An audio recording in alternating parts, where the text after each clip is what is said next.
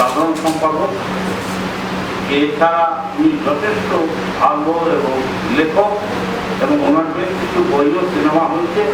এছাড়া ভালো পেইন্টার, ভালো কমিক মানে কার্টুন আঁকতে পারে। তা আমরা ওনাকে সম্মান বা সম্বর্ধনা দিতে চাইছি। তাপসবাবু, আপনি সুব্রত ভদ্র মহাশয়কে উত্তরীয় পড়িয়ে আমাদের সংগঠনের তরফ থেকে সম্মানটা দিন এবং একটি ফুলের তোড়াও দিন। সবাই মিলে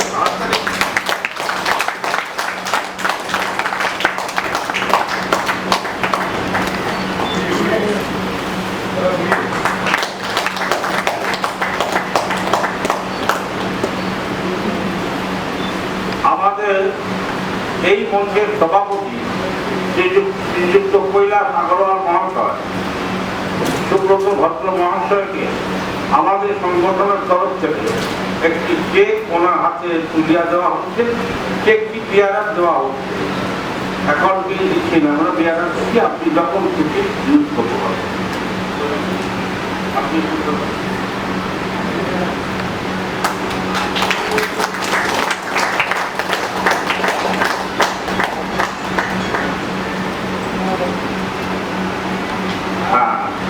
এবার সুব্রত ভদ্র মহাশয়কে দু চার কথা বলবার জন্য অনুরোধ করা হয়েছে। নমস্কার উপস্থিত সুধী মন্ডলী, প্রত্যেকে আমি আমার প্রত্যেককে শ্রদ্ধা, ভালোবাসা, প্রীতি ইত্যাদি জানিয়ে বক্তব্য শুরু করছি। মূলত আমার জীবনে একটা বিরাট দুর্ঘটনা ঘটে গেছে। গত 4 তারিখে আমার স্ত্রী বিমানবন্দর ভেঙে গেছে, উনি হাসপাতালে আছেন। আমি এতক্ষণ হাসপাতালে ছিলাম। যে অধিকারী বিশেষ তাকে সারা রাত দিয়েও পারিনি, আমি ওখান থেকে থাকবো, তারপরে চলে যাব। দেখুন, এর আগে যে অনুষ্ঠানগুলো হয়েছিল আমাদের জেনারেল জার্নালিস্ট এডিটর হিসেবে, সেখানে আমি আমার বক্তব্য রেখেছিলাম। দেখুন, আমরা প্রথমে কিন্তু একজন মানুষ, যে সিলেবাস নিয়ে আমাদের জন্ম হয়েছে, অদৃশ্য সিলেবাস নিয়ে জন্ম হয়েছে, যে সিলেবাসটা যদি আমরা পূরণ করতে না পারি, তাহলে আমাদের জীবন, আমাদের জন্মের পুরোটাই ক্ষতি হয়ে যায়। সাংবাদিকদের একটা প্রধান দায়িত্ব এবং কর্তব্য যে তাদের চোখ দিয়ে কিন্তু সাধারণ মানুষ সমস্ত কিছু এই সমাজকে দেখতে পায়। কিছুদিন আগে আমার পরম শ্রদ্ধেয় আমার পাড়াতেই থাকেন যে অমিতাভ চৌধুরী, পুরস্কার প্রাপ্ত, উনি প্রয়াত হলেন। ছেলেবেলা থেকে তার কাছে ছিলাম। উনি অনেকগুলো আমাকে দিয়েছিলেন, সবাইকেই ভালো দেন, কিন্তু এসব মানুষ হচ্ছে এমন মানুষ যারা যখন যিনি যার কাছে যাবেন তিনি বুঝতে পারেন যেন যে তিনি তার প্রচন্ড কাছের মানুষ। তো আমি আমার সম্পর্কে খুব একটা কিছু বলছি না, কারণ সাহিত্য বিভাগে আমি কিছু অবদান রাখার চেষ্টা করছি। সাহিত্যকে আমি ঠিক পয়সা করি আয় করার মতো অবস্থায় থাকি না। কারণ কি, আমি আমার কাজ করে যাই, সাধনা করে যাই, আমি আমার মনে ছবি এঁকে যাই, সেগুলো আদৃত হয়, সমাদৃত হয়, ত্যায্য হয় না। কারণ প্রত্যেকটা কাজ আমাদের এই জীবনের একটি বিশেষ সাধনা। সেই সাধনায় যদি আমরা ঠিক থাকতে পারি, তাহলে একদিন না একদিন আমরা উজ্জ্বল থেকে উজ্জ্বলতর হয়ে উঠব। আজ এই অনুষ্ঠানে আপনাদের কাছে আসা, উত্তরী গ্রহণ করা, আমি কিছু জানতাম না, তবু আমি কৃতজ্ঞ বোধ করছি। এর জন্য জানি না আমি কতটুকু করেছি, তবে সুব্রত অধিকারী মহাশয়কে আমি আমার শ্রদ্ধা জানাই। উনি আমাদের senior writer association of eastern ইন্ডিয়ার সহ সভাপতি, আমি সেখানকার জেনারেল সেক্রেটারি। সুতরাং আমাদের ভেতরে একটা কৃতকর্মের একটা সাহিত্য রয়েছে। আমি তাকে এবং এই সংস্থাকে প্রচণ্ডতমভাবে হার্দিক অভিনন্দন জানিয়ে বক্তব্য দিয়েছি। ধন্যবাদ সুব্রত ভদ্র মহাশয়কে। আমি নিজেও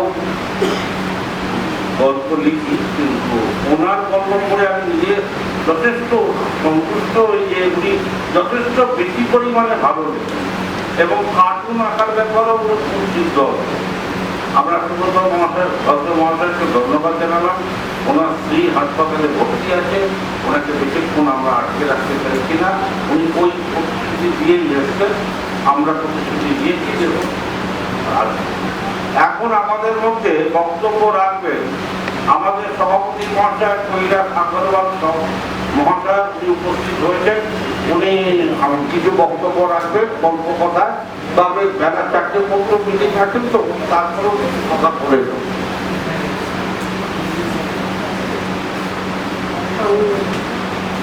আমাদের মঞ্চে উপস্থিত আমাদের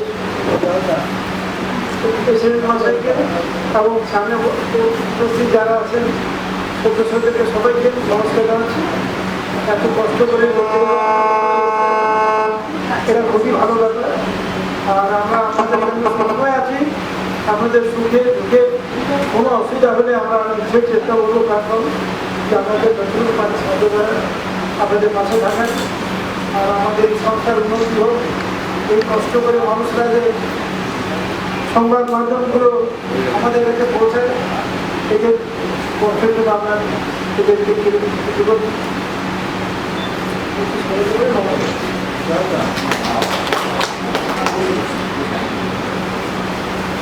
হ্যাঁ, নমস্কার। এরপরে আমরা হাওড়ায় বিশিষ্ট সমাজসেবক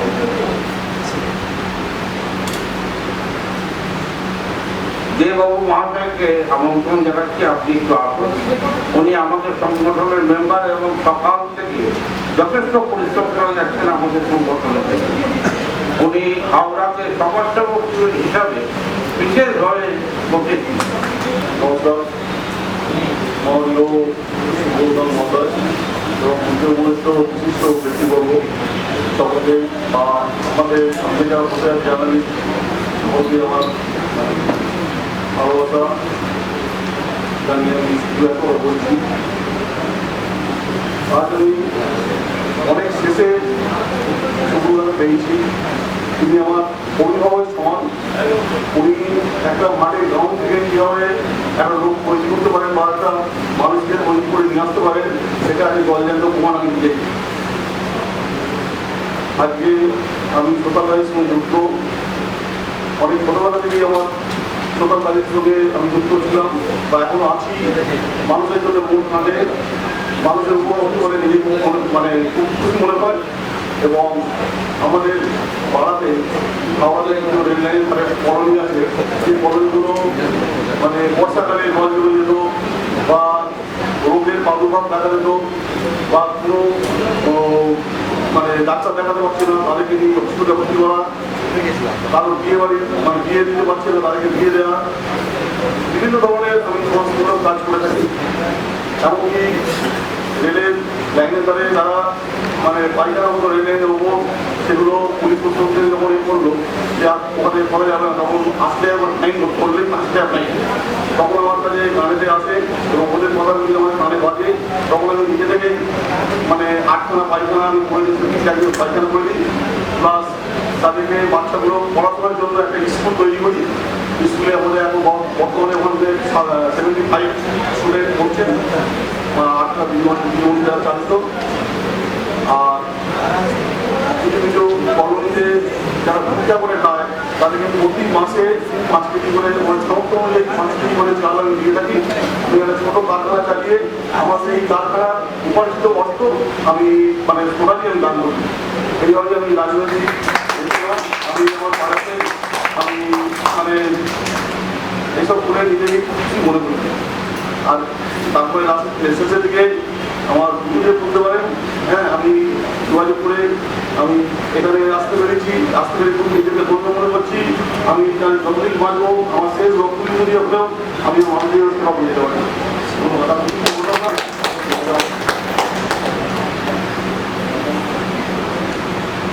কুমার দে মহাশয় ওনার বক্তব্য রাখলেন, আমাদের তরফ থেকে ওনাকে ধন্যবাদ জানানো হলো। জয়ন্তীজি, আপনি আসছেন কি? আপনি তো মঞ্চে আসুন, আপনার কথা আমরা একটু শুনতে চাই।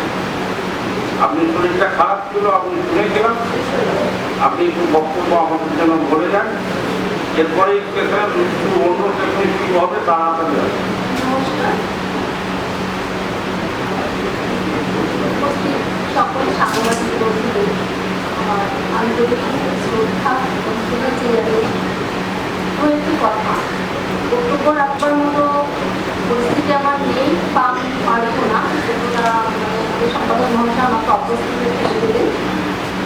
তবুও দু একটি কথা বলছি যে ভীষণ ভালো লাগছে আজ সকালে মানে প্রত্যেকের উপস্থিতি দেখে এরকম দারুণ দোষের তত্ত্ব রয়েছে মানুষের প্রাণ ওষ্ঠাগত, সেই সময়ও সকলে এসে উপস্থিত হয়েছে।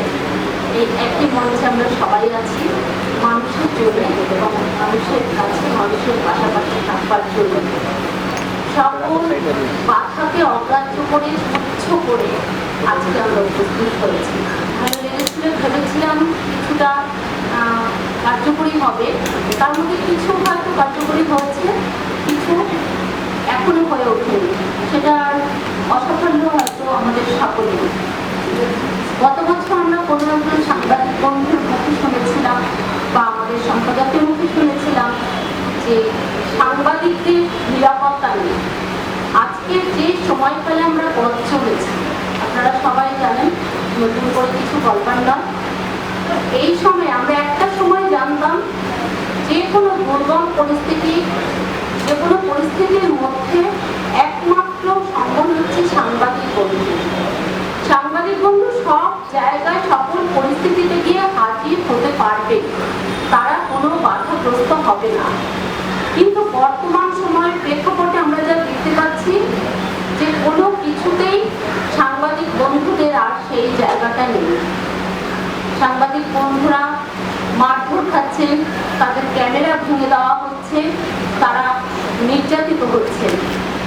এই কিছু কিছু কাজের ওপর দিয়ে গত বছর বক্তব্য রাখা হয়েছিল, কোনো সাংবাদিক বন্ধু রেখেছিলেন যে এর বিরুদ্ধে আমাদের প্রতিরোধ গড়ে তুলতে হবে, তার জন্য একটা সাংবাদিক মিছিল, বৈঠক, সভা এগুলো করবার জন্য। কিন্তু আমরা দেখেছি সেটা কার্যকরী হয়ে ওঠেনি, হয়তো আগামী দিনে হবে। আমার অনুরোধ থাকবে যে সাংবাদিকরা যাতে নির্দ্বিধায় সকল রকম পরিস্থিতিতে সব জায়গায় সমস্ত ক্ষেত্রে হাজির হতে পারে এবং তারা যাতে নিগৃহীত না হয় সেই দিকে দৃষ্টি রেখে এর বিরুদ্ধে একটা বিশাল প্রতিরোধ এবং প্রতিবাদ গড়ে তোলা উচিত। আর একটা কথা বলছি যে আমাদের যোদ্ধা পত্রিকা, এই যোদ্ধা পত্রিকা আছে, আমরা হয়তো কয়েকজন সাংবাদিক বন্ধু জানি, সবার কাছে আজও গিয়ে পৌঁছয়নি। আমাদের সম্পাদক মহাশয়ের কাছে আমার অনুরোধ থাকবে এই পত্রিকাটি যেন সকলের হাতে পৌঁছে যায় এবং আরো বেশি বেশি করে খবর ছাপা হয় প্রতিদিনকার। এটাকে পাক্ষিক না করে, সাপ্তাহিক না করে, এটা প্রতিদিনের পত্রিকা হিসেবে করার জন্য আমি অনুরোধ রাখবো, যাতে এই পত্রিকাটিও সকলের হাতে পৌঁছে যেতে পারে প্রতিদিন আর প্রতিদিনের সংবাদ। আর আমাদের একটা নতুন কাঠামো, আমি একটি সংগঠনের সাথে যুক্ত আছি, তার কর্মকর্তা হলেন মিস্টার নরেশ জোল। ওনার নতুন ভাবনা, আমরা সকলে মিলেই এটা সদস্য এবং এই কাজটাকে এগিয়ে নিয়ে যাবার উদ্দেশ্যে ব্রতী হয়েছি। আমাদের পৃথিবী আশ্রম, এই পৃথিবী আশ্রম আমাদের সংগঠনের নাম হচ্ছে ভাবনাগো। আর এই পৃথিবী আশ্রমের কাজ হচ্ছে সমস্ত এলাকায় গিয়ে গিয়ে আমরা স্কুল, কলেজ, ক্লাব, পাড়ায় পাড়ায় 5 জন 6 জন করে মহিলাদের নিয়ে একটি সংগঠন তৈরি করছি।